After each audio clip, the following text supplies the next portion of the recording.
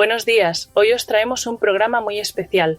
Entrevistamos a Santiago Celis, presidente de la Federación Española de Entrenadores Personales, FEPIF, quien nos hablará sobre la problemática existente generada por la propuesta de Ley de Regulación Profesional del Deporte impulsada por COLEF y que está generando una gran preocupación en el sector del fitness. Así que no os vayáis porque comenzamos.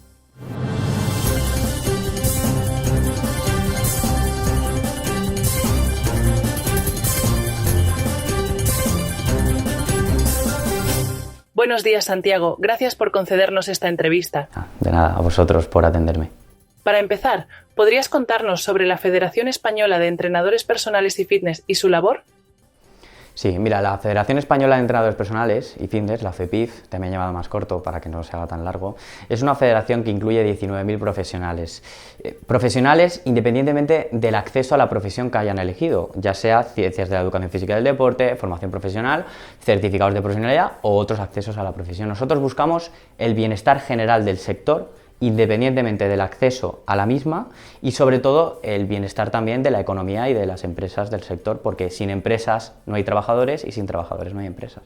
Muy bien, el objetivo de esta entrevista es conocer la perspectiva de vuestra federación sobre la Ley de Regulación Profesional del Deporte impulsada por COLEF. En ese sentido, si esta ley se aprueba tal y como está planteada, ¿cuántos profesionales creéis que podrían verse afectados en términos de despidos, restricciones laborales o pérdida de oportunidades?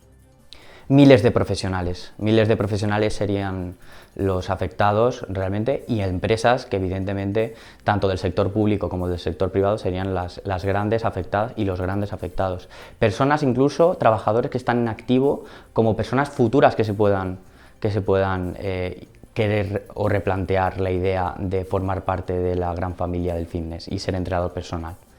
Vicente Gambau, presidente del Consejo COLEF, ha declarado en televisión que no habrá dificultades para cubrir los puestos con graduados en CAFID. ¿Qué opináis sobre esta afirmación y cómo creéis que afectará realmente a la empleabilidad dentro del sector deportivo? Pues afectará de manera completamente catastrófica. Ya hemos visto sus declaraciones, esas son declaraciones que a mi parecer son completamente erróneas, así comparten ciertas organizaciones y agentes sociales. Al final hablamos también de sentido común. Si limitas el acceso a la profesión, crearás un embudo y en un sector que ya está muy presionado por falta de efectivos, evidentemente crearás una situación en la que también te encuentras precariedad, te encontrarás más precariedad y más problemas para encontrar un trabajador y por lo tanto para desempeñar esas labores. ¿Cómo impactaría esta ley en los pequeños municipios y zonas rurales donde ya existen dificultades para contratar profesionales del deporte? ¿Creéis que existe el riesgo de que cierren polideportivos o gimnasios por falta de personal cualificado? Pues si utilizamos única y exclusivamente el sentido común y dejando de lado otros datos, teniendo en cuenta que los municipios pequeños o centros incluso, al final el tejido empresarial español, sobre todo son pymes, pequeñas y medianas empresas, no nos creamos que todo el tejido son grandes multinacionales, y nos ponemos en el caso de que los municipios pequeños ya tienen un problema real para encontrar perfiles, si encima les cortamos el grifo más de lo que ya están, pues evidentemente tendrán un problema mayor. COLEF ha mencionado en televisión que los graduados en CAFID cuentan con 6.000 horas formativas, mientras que otras formaciones, como la FP, tienen menos horas, usando este argumento para defender que están mejor preparados. ¿Cuál es la opinión de FEPIF sobre esta comparación? ¿Consideráis que el número de horas formativas es un criterio válido para determinar quién está mejor capacitado para ser entrenador personal? Pues no es un criterio válido para sacar esa conclusión. Es incluso una lástima que yo tenga que estar explicando a un presidente de una organización colegial que las horas de formación no son garantía de una formación específica o de una buena formación. Ten en cuenta, la formación profesional tiene 750 horas de formación específica en fitness. Los certificados de profesionalidad tienen 550 y los graduados en ciencias de educación física tienen 360 horas, con lo cual, evidentemente, no es comparable una cosa con la otra. Nos tenemos que ceñir sobre todo a comparar los programas educativos. Y si comparamos los programas educativos, sale perdiendo el de Ciencias de Educación Física, sin ningún tipo de duda. Y desde vuestra perspectiva, ¿cuáles son los puntos más críticos o controvertidos que identificáis en esta ley? Sin ningún tipo de duda, la reserva de actividad. La reserva de actividad es un punto que nadie en el sector entendemos por qué está en el texto normativo. No entendemos por qué hay un punto que es discriminatorio con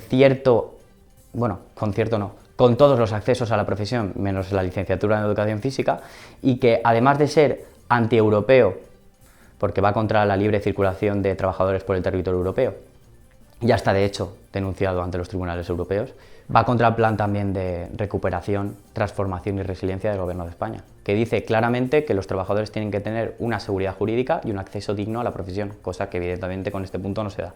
Con lo cual, ni yo, ni las asociaciones, ni las empresas, patronales, sindicatos, ni siquiera muchos de los licenciados entendemos por qué está puesto ese punto, que parece que esté puesto a dedo y que se está blindando, y hay una preocupación tremenda porque siga, que es cuanto menos sorprendente. Y también me gustaría hacer una reflexión. ¿Qué pasa con ese perfil de entrenador que trabaja online desde otro país?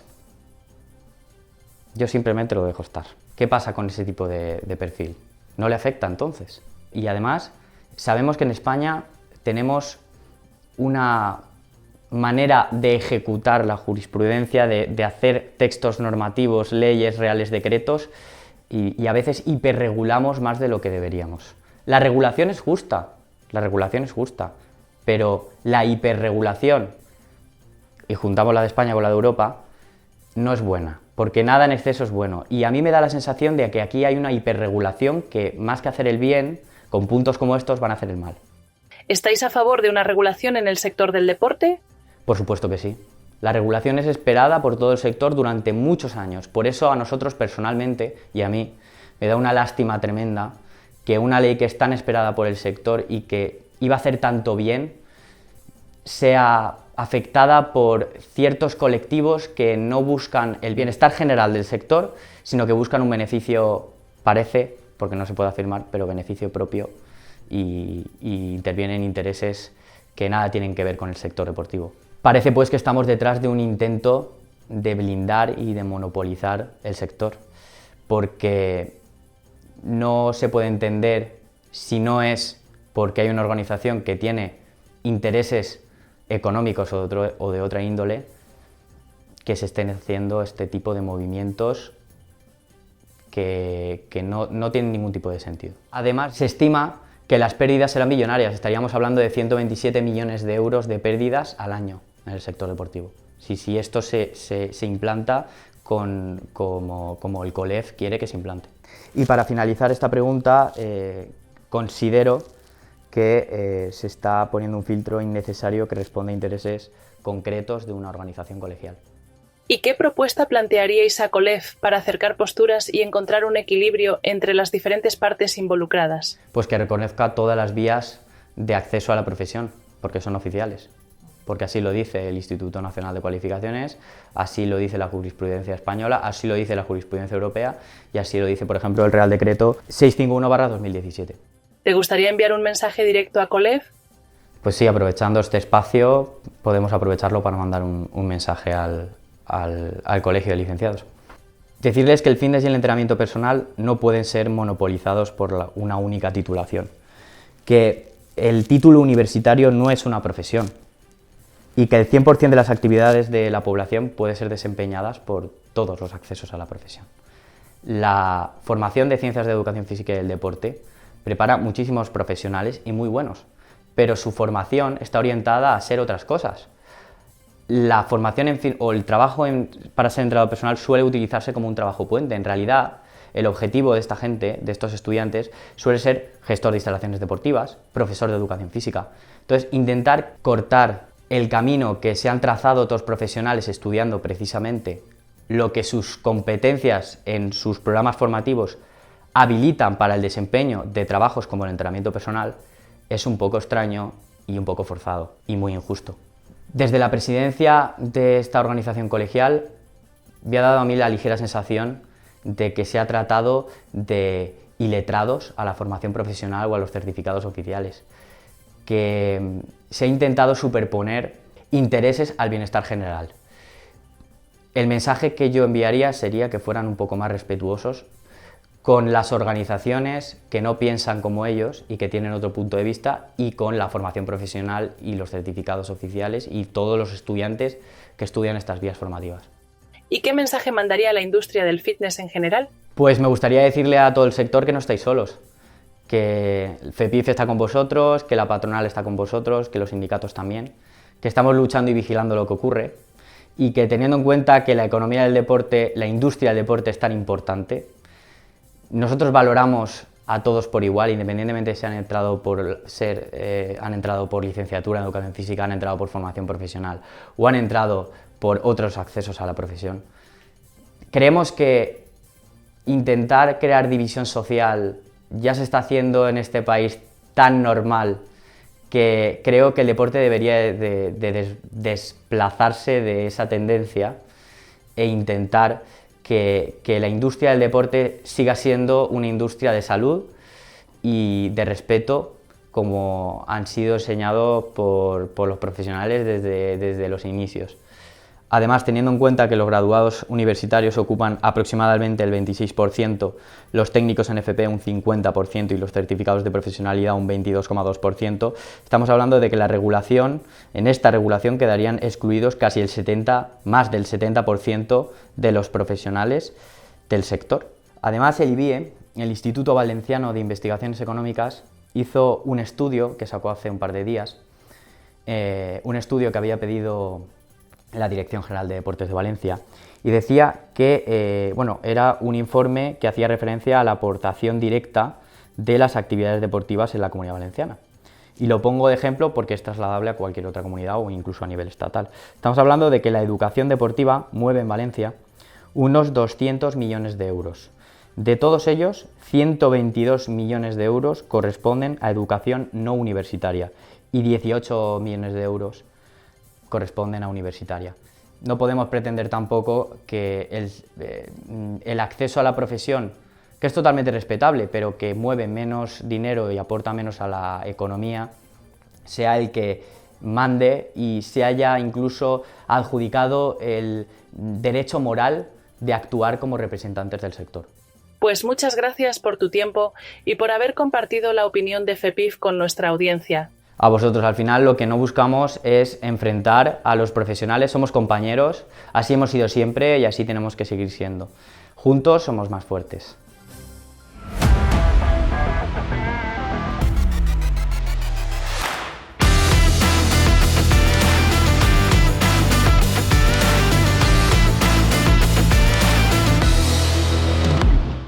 Y hasta aquí el programa de hoy, esperamos que os haya resultado interesante y os animamos, como siempre, a suscribiros a nuestro canal. ¡Salud!